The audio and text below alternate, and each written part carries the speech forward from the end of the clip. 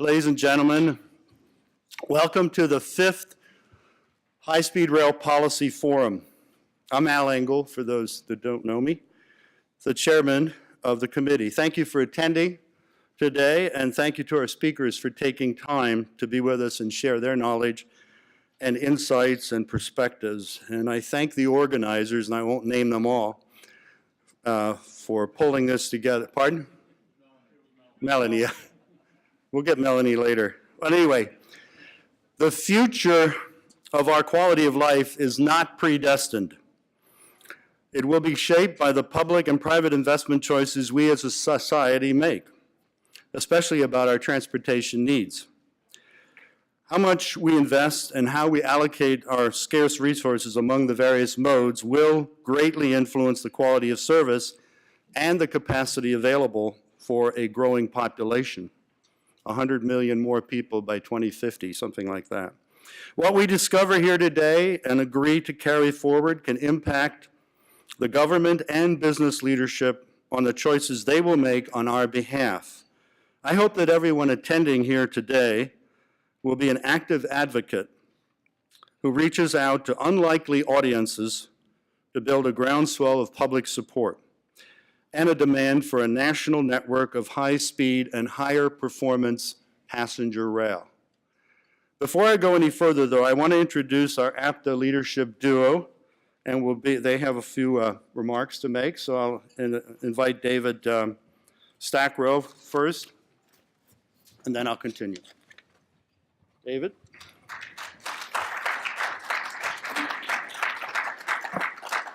Well, thank you, Al, and good morning all, and welcome to Washington, D.C. for APTA's High-Speed Rail Policy Forum. As Al said, I'm David Stackrow. I'm the chair of APTA this year and the immediate past chair of the Capital District Transportation Authority in Albany, New York. This is the 5th policy forum on high-performance passenger rail that APTA has sponsored. All along the way, we've had a healthy mix of aspirations and achievements, with a goal of getting to a tipping point. Every year, this annual event generates a lot of excellent ideas, but it does something else as well, something unique. It brings together corridor agencies, business leaders, federal and state government officials, and key domestic and international partners. We're excited to see all of those groups are here again this year, including officials from the Federal Railroad Administration, congressional staff, and many national rail experts. As an association, we're working to bridge jurisdictional and modal silos and to find new ways to work as a unified, integrated transportation system. This event has been critical to these efforts. The discussions that will take place today are integral to many of the key priorities confronting the transit industry. For example, high-performance passenger rail needs to be an element of an integrated mobility network. It's a mode that depends on new technologies and new workforce skills. And passenger rail issues are part of APTA's advocacy efforts and will be part of APTA's recommendations for reauthorization of the Federal FAST Act, which expires in 2020. The FAST Act created a rail title, and our goal is to build on that accomplishment in the upcoming reauthorization. I want to commend Al Engel, chair of APTA's High-Speed and Intercity Passenger Rail Committee, and thank him and his colleagues for their tireless work. It was Al's spark that got this event started, and I know he has grand visions to move this forward. Al's committee is among the largest and most active committees within APTA, and in many ways, it ought to be a model for other APTA committees. I appreciate the opportunity to join you this morning. I applaud your dedication to this important issues. I wish you a great day, and I would like to now welcome our APTA President and CEO, Paul Skoutelis.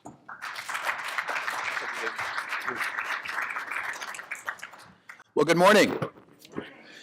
So we have over 80 registrants this morning for this symposium. I'm looking around, I'm counting. I don't think we've got 80 here in the room yet, so some are still either having their coffee and maybe reading the paper before they get here. But Maybe they're still in Chicago. That is entirely possible. But so happy to be here this morning with you to kick off this day-long session on high-speed intercity rail. My thanks to Dave Stackrow for stepping up this year to be APTA chair. Dave has got a long history in our industry, 22 years on the board of directors of the Capital Area Transit District in Albany, has served now as an officer, as vice chair, and now chair, and we're looking forward to a great year, which got off to a terrific start in Nashville just less than 2 months ago. I, too, want to add my thanks really to the entire committee, first of all. This is one of the most active and engaged committees in all of APTA. And those of you who've attended the committee meetings regularly throughout the year know when you go into the room, it's usually standing room only. And that really does speak to, number one, I think the leadership within the group itself, and number two, the importance of this topic for our future in America. And those of us who believe in high-speed intercity rail know that we've got to keep at it. We don't quite have the funding that's out there that we can look forward to, but we are making progress in other ways. And we do believe at some point our day will come for more investment in high-speed rail in the U.S. And so with that, I do want to thank the leadership within the committee. Al, who has again stepped up to be chair. Al, is this the third, fourth time as chair? First time. First time? Really? I was vice chair for 4 years. Oh, okay. All right. I thought it was like multiple times. My mistake. It's good to have you in the chair, though. Thank you for that. Melanie Johnson from Quandale Consulting, who really put together the program this year. Thank you for all of your efforts. And again, looking around the room, I know so many of you in terms of what you've done over the course of your work in this industry, and my thanks to you for your continued dedication and commitment to what we believe to be very vital investments that as a country we need to reckon with and get moving on. Let me just say, in spite of the fact that we don't have the celebration of tens of millions of new dollars for investment, there is a lot of progress that's still being made in many aspects, and we should take a reflection on that from time to time. Let me again pay a compliment. The Speed Lines publication that comes out every year, and was it twice a year? 3 or 4 times a year, is a terrific communications piece. The last one in particular I thought was extraordinarily so in terms of providing the detail of some of the progress that's being made. And of course, just highlighting the fact again that while we don't have quite the robust program that we're all working towards, there's a lot of progress that's being made. Just this past year in Connecticut, with new service connecting Hartford, New Haven, and Springfield, the opening of new high-performance rail in the Seattle-Portland corridor, new passenger rail service, privately funded, that opened up in South Florida with Brightline. And if you've read the headlines in the last week or two, there's some interesting developments there that we all need to get caught up on. And Rusty Roberts, I saw earlier, he stepped out. He'll be back. He'll be telling us more about that, I'm sure, during the course of the day. In Texas, exciting developments as it looks though the high-speed system Houston to Dallas is for real in terms of progress. And I think I just read something saying there's an expectation there'll be a groundbreaking next year under that project. So a lot of activity that's going on, and of course, all of us committed to continue to work for that vital investment in the Northeast Corridor. We need to find the funding to move Gateway Tunnel forward. That's so critical to the Northeast and really to the entire country. So there's a lot of good things to recognize, to take stock of, and to know that we're making good progress. For our part at APTA, we continue to work with you as the committee to carry forward some vital activities. First of all, in the area of partnerships, committee members met very recently in September with AASHTO, with the Railroads Committee there, with TRB and their Intercity Rail Committee, talking about how we can build upon some of the good work that's been done. And all of you have had a hand, I believe, in this report, the framework for assessing return on investment from high-speed intercity rail projects, which APTA conducted over a year ago. But this is a great report. Again, it's one more piece that talks about the benefits, how you really evaluate what high-speed rail can mean and does mean to our communities at every level, national, state, and local. The other is advocacy. As I've talked about at numerous other APTA meetings, we've had a very good year for fiscal 18 appropriations with a strong commitment to both transit appropriations and rail. Fiscal 19, with any luck, will end up in the same place. You know, we're under continuing resolution through December 7th.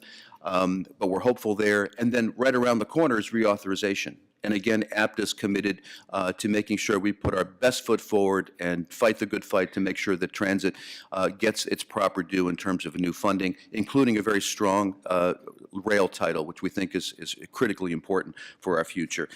But beyond that, I also want you to know that APTA is actively involved with some of our international partners, UITP, which is a counterpart to APTA internationally, but also UIC, the International Union of Railways.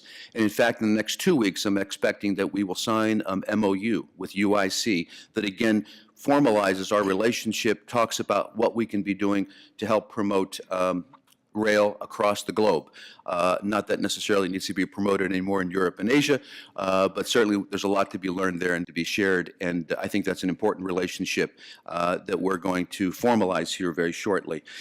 And then finally, let me just say that your commitment as committee members, coming to these meetings, doing the good work that you're doing, being advocates for what we all believe in, is supported at APTA. And I think that over the years, we've provided you with excellent support from Art Gazzetti on the staff, who has been terrific in terms of providing both the support and the guidance that you need from APTA. But let me also mention here, in just the last 60 days, we've brought on to the APTA team Dave Carroll. And I know that many of you know Dave, have worked with him. He's got an unparalleled pedigree in terms of rail and high-speed rail. So we've increased our bandwidth and our offerings to you as APTA. And Dave's role at APTA is Chief Operating Officer, so he's going to do a lot more than simply delve into rail and deal with rail, but he is here on the APTA staff, available to you as a committee to help in however we can. So happy to be with you here today. This is a kickoff for meetings all week long.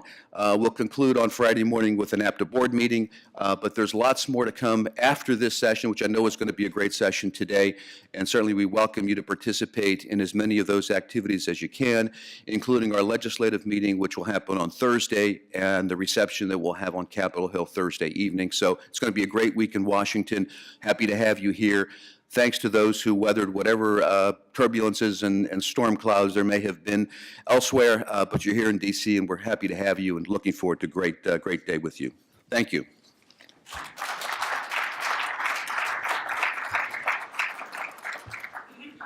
Thank you, David. Thank you, Paul. Really appreciate the support of this committee, and some great things will be happening in the near future. And David, glad you joined and are now part of the team.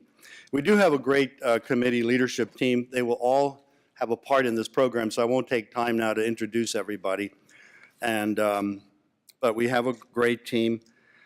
How many people are here for the first time to a high-speed rail policy forum? All right, good. I'll take 2 or 3 minutes then.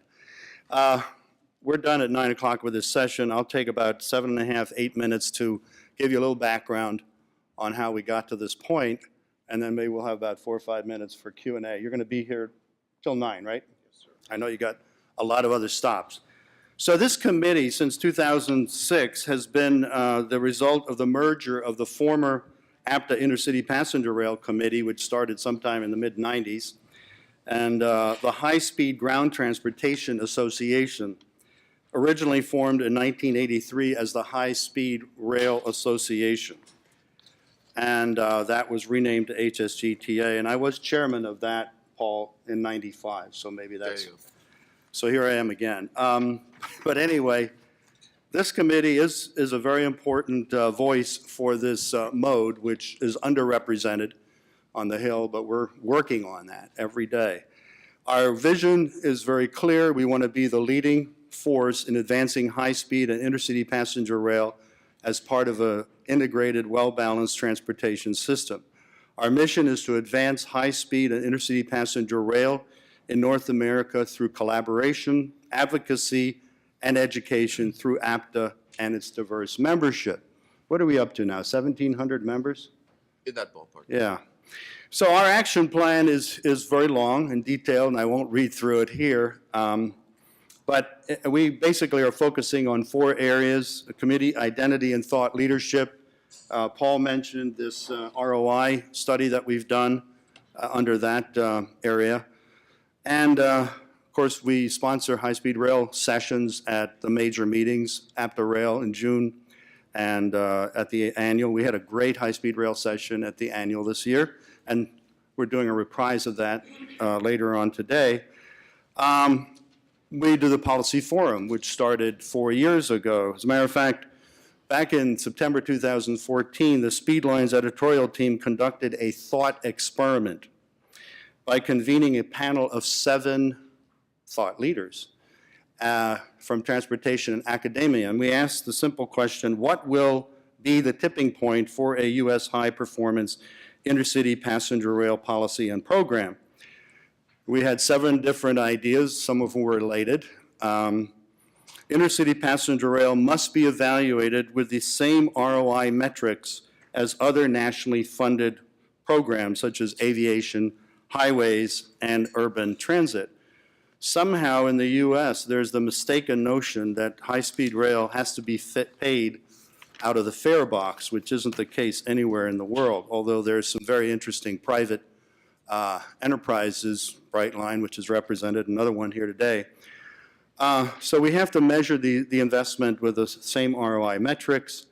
Number 2, we must have a successful demonstration project to act as a catalyst for this country. Because if you look at some of the other countries, Japan, France, and whatnot, there was one corridor that got it all started, and then everybody wanted it, and you went to a national network.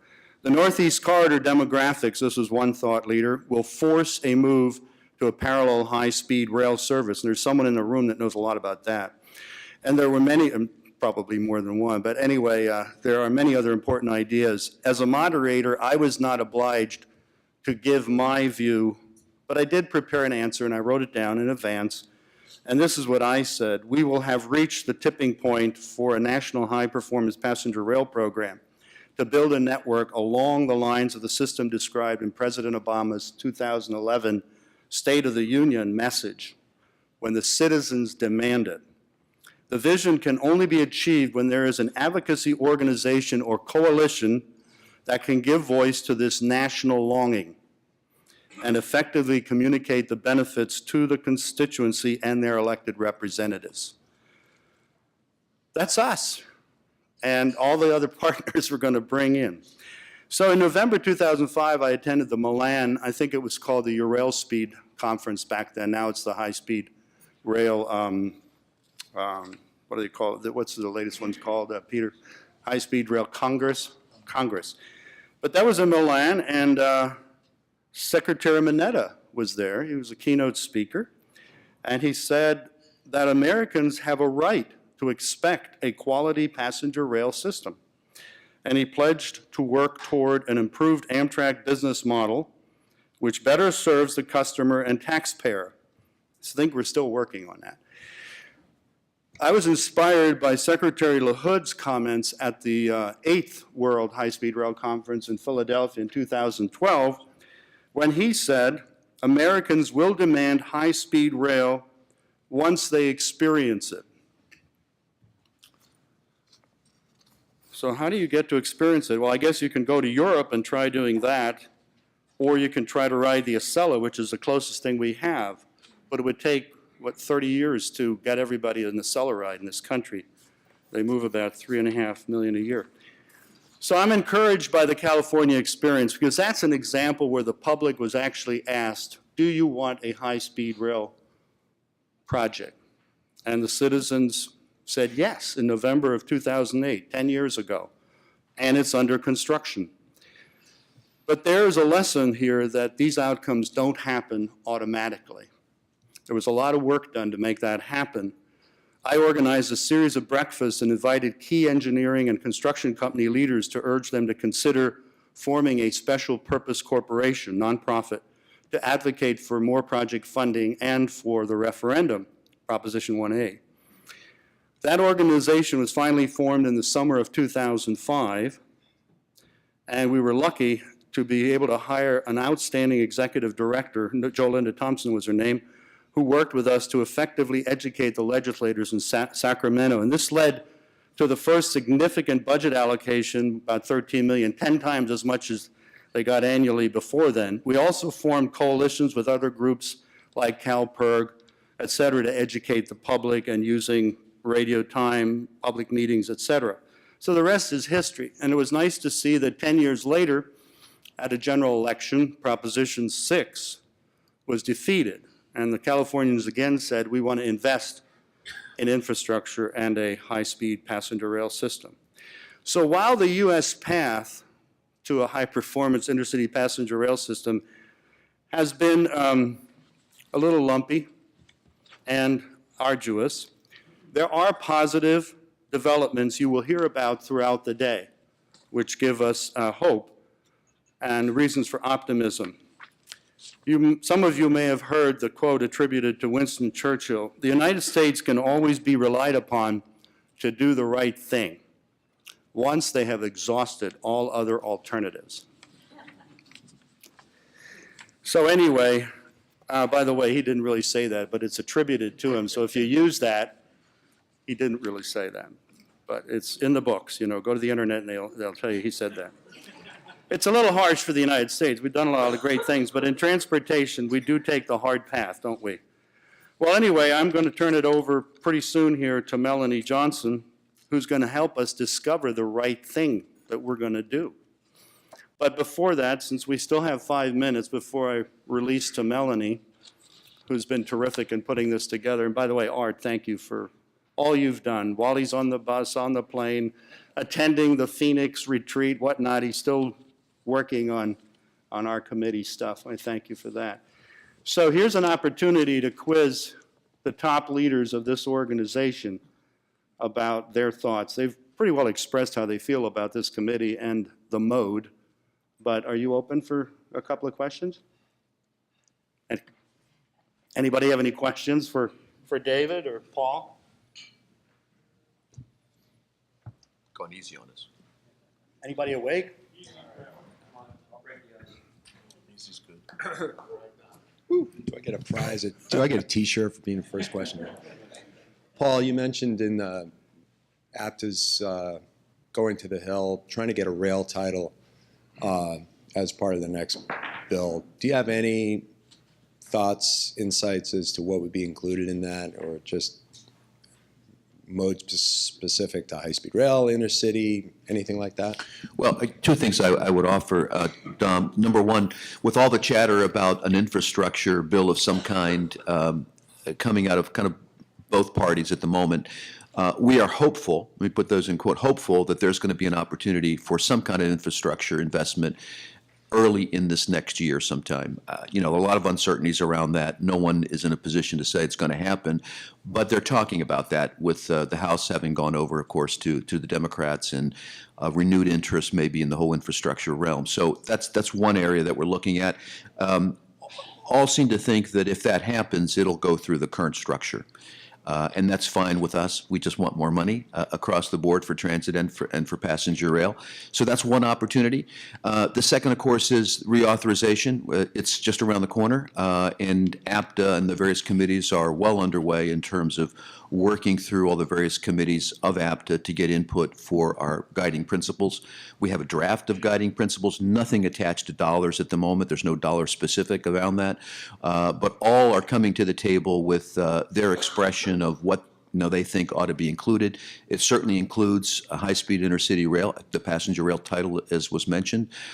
We'll see how that unfolds over the next number of months as we kind of hone in on what those principles are.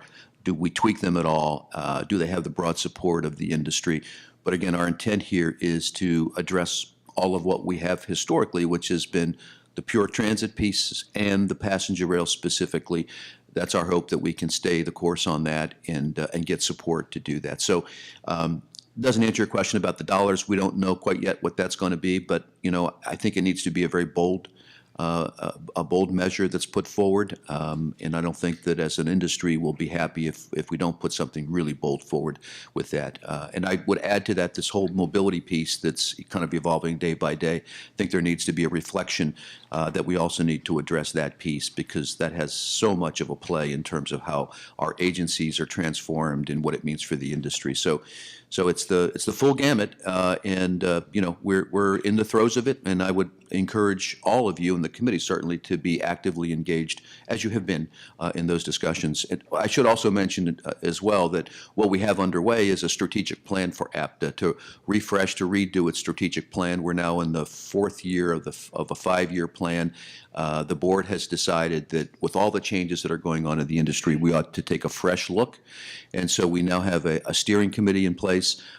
They met here most recently and decided that rather than try and do a strategic plan in a very short time frame, they wanted to take basically 2019 to examine everything from purpose and vision and mission for APTA, as well as the areas of emphasis. So again, I know a number of you are on that committee. Jeff Morales serves on the steering committee as one.